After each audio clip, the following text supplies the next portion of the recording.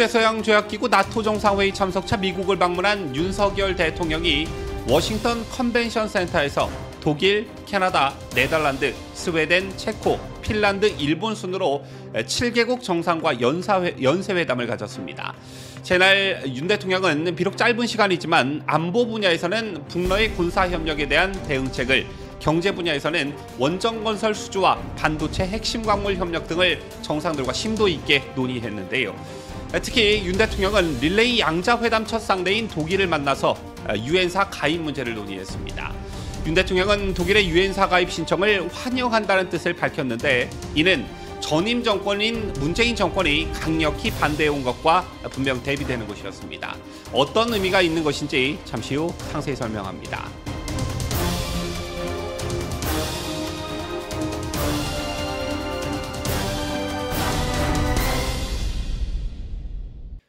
시청자 여러분 안녕하십니까? 뉴스데일리 베스트 미네커입니다. 나토 정상회의 참석을 위해 미국 워싱턴 DC를 방문 중인 윤석열 대통령이 각국 정상들과 정상회담을 갖고 안보 및 글로벌 현안 등을 논의했습니다. 정말 분초를 다툴 정도로 연쇄회담이 계속해서 이어졌는데, 독일, 캐나다, 네덜란드, 스웨덴, 체코, 핀란드, 일본 순으로 7개국 정상과 연쇄회담을 가졌습니다. 물론 관심을 끌었던 것은 일본 기시다 총리와의 한일 정상회담이었는데, 제가 주목한 것은 독일과의 회담이었습니다. 윤석열 대통령과 올라프 숄츠 독일 총리는 독일의 유엔사 가입에 대해서 논의했는데, 독일은 문재인 정부 당시 유엔사 가입을 희망했지만 문 정부는 이를 거부한 바 있습니다. 윤 대통령은 독일의 유엔사 가입 신청을 환영한다라며 앞으로 관련 절차가 조속히 마무리되는 대로 독일이 유엔사 회원국으로서 필요한 역할을 하기를 기대한다며 환영의 뜻을 밝혔는데요. 자, 먼저 그 배경을 설명해 드려야 할 듯합니다. 작년 7월 이런 보도가 있었습니다. 6.25 전쟁 당시 가장 먼저 의료 지원 의사를 밝혔던 덴마크의 유엔사 참여를 문재인 정부가 막았다는 사실에 더해 독일의 유엔사 참여까지 막았던 걸로 확인이 됐다는 보도가 있었는데요. 당시 문재인 정부가 이 두 국가의 유엔사 참여를 막은 표면적 이유는 전투병력 파병국이 아니라는 이유를 들었습니다. 6.25 당시 두 나라는 의료 지원국이었는데요. 하지만 문 정권이 들었던 표면적 이유와는 달리 다른 이유가 있었다는 것입니다. 그게 뭐였냐 하면, 비슷한 시기 북한이 종전선언을 추진하는 문재인 정부를 향해 유엔사 해체를 주장했다는 사실입니다. 그리고 정권이 바뀐 다음 윤석열 대통령이 이 문제에 관심을 갖기 시작했는데, 그해 열린 한국자유총연맹 창립 제69주년 기념식에서 윤 대통령은 북한이 다시 침략해 오면 유엔사와 그 전력이 자동적으로 작동되는 것을 막기 위한 반국가 세력이라고 발언해 큰 파장을 낳은 적이 있었는데, 문재인 정권을 직접 겨냥한 발언이었지요. 그리고 지난해 8월 윤 대통령이 유엔사 주요 지기자들을 대통령실로 초청해 간담회를 가진 적이 있었습니다.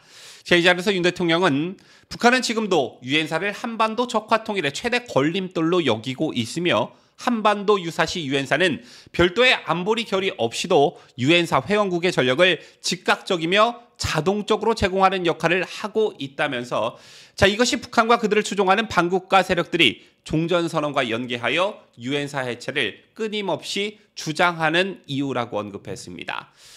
이건 역시 문재인 전임 정권을 직접 겨냥한 발언이었는데요. 그렇다면 실제 문재인 정권의 유엔사에 대한 인식은 어땠을까요? 몇 가지 발언과 사례를 들어 설명해 드리자면, 우선 문재인 정권의 외교안보 특보를 맡았던 문정인은 유엔사는 남북관계의 가장 큰 장애물이라고 했고, 당시 송영길 외교통상위원장은 유엔사가 남북관계에 간섭하지 못하게 해야 한다라고 발언한 바 있습니다. 굉장히 노골적인 발언들이었고요.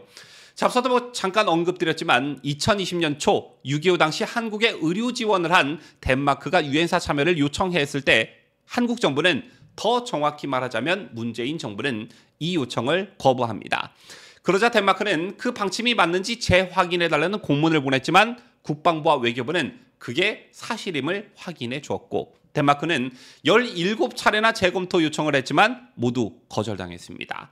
여기에 더해 한국군도 유엔사 참모부에 들어와 달라는 미국의 요청도 거부되었고요. 경향신문, 한겨레신문 좌파 언론은 유엔사가 남북관계에 번번이 딴죽을 걸었다는 식의 사설들을 남발했습니다.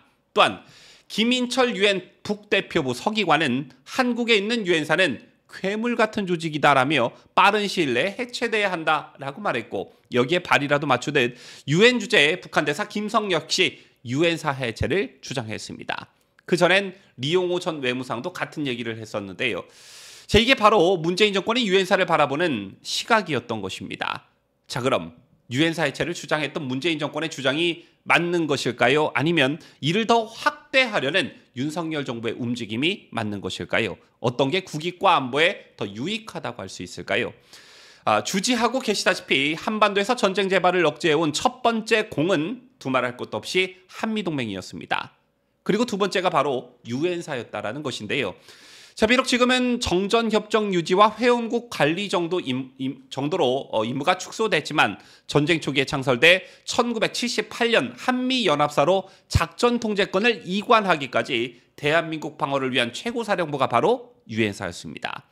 한미연합사로 전쟁 임무를 이관한 후 유엔사가 다시 주목을 받게 된 것은 국내에서 종전선언과 한미연합사의 전시작전권 전환 논의가 시작된 2000년 무렵부터였는데요. 동시에 등장한 북핵과 미사일 문제는 한미연합사를 당혹스럽게 만들었고, 한미연합의 지휘체제가 바뀌는 미래 환경에서도 현재와 같은 다국적군 전력 발휘를 보장할 수 있는 대책 마련이 요구됐습니다. 그리고 그 해결책으로 유엔사 재활성화 논의가 시작된 것인데요. 가장 중요한 것이 기존 회원국들의 재참전 결의를 확인하는 것이었고, 이와 함께 회원국 수를 더 확대해 나가는 것이었습니다. 이런 배경에서 2003년 1월 당시 도널드 럼스펠드 미 국방장관으로부터 더 많은 국가가 회원국으로 참여해 다국적군으로 발전될 수 있도록 유엔사 기능을 보강하라는 지시가 있었고, 이에 유엔사령관은 유엔사 참모부에 회원국 요원들을 배치했습니다. 그런데도 정작 당사국인 우리는 미국의 이런 움직임에 관심을 두지 않았고, 심지어 앞서 설명해드린 유엔사에서 독일을 전력 제공국에 추가하려는 것을 반대해 회원국들의 빈축을 사는 일도 있었던 것입니다. 따라서 독일의 유엔사 가입은 크게 환영할 만한 일이고, 이를 환영한 윤 대통령도 굉장히 잘한 것입니다. 다 아시는 내용이겠지만 현대 전쟁은 한 국가의 힘만으로는 수행하기가 어렵습니다. 전 세계 최고의 전투력을 자랑하는 미국도 전쟁을 다국적군으로 수행하기를 희망하고 있을 정도인데요. 이는 북한 입장에서 보면 전 세계 여러 국가를 상대로 싸워야 하는 부담으로 작용하게 되고, 결국 이것이 전쟁 억제 수단이 될 수 있다라는 것입니다. 이런 맥락에서 유엔사는 어쩌면 자유세계 동맹국들이 준 큰 선물이라는 거죠. 매우 귀한 존재라는 것인데, 자, 우리 국군의 사단이나 연대라고 한다면 없앴다가 다시 창설할 수도 있고 없앴다가 다시 만들 수도 있겠지만, 유엔사는 일단 해체되면 다시는 재창설될 수 없습니다. 유엔 안전보장이사회에서 중국과 러시아가 보이는 행태를 보면 잘 알 수가 있죠. 자, 이런 의미에서 문재인 정권이 얼마나 큰 잘못을 저지른 것인지 새삼 실감하게 되는군요. 지금까지 저는 자유대한민국을 수호하는 뉴스데일리 베스트 민앵커였습니다.